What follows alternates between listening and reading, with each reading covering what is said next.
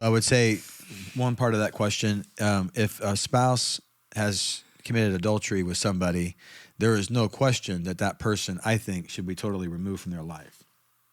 Because part of the question was they work with Yeah, that the person. boundaries. Should they have contact with them? And that's easier said than done. But I would say it's worth taking radical steps to save your family. Yeah. And to me, if you've messed around with somebody and then you see them every day on the job, I'm not saying that's not possible. I don't know every scenario out there, but that to me is problematic. And I would say that there needs to be a removal. And obviously, if you're not the boss, the owner of the company, you can't control that. So you maybe consider getting another job.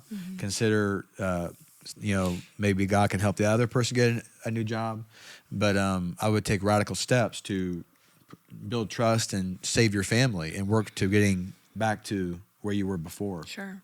And I would add that if you, even though maybe you feel like, oh, I can handle it, it's really about your marriage. It's about your Yeah, relationship. exactly. It's about your good. spouse and how are you going to savage or, how are you going to really build trust? And that was one of the, restore positive communication and intimacy and trust. That's Yeah. one thing that needs to be done. I would say too that what I've learned listening to different counselors is that you have to put everything on the table.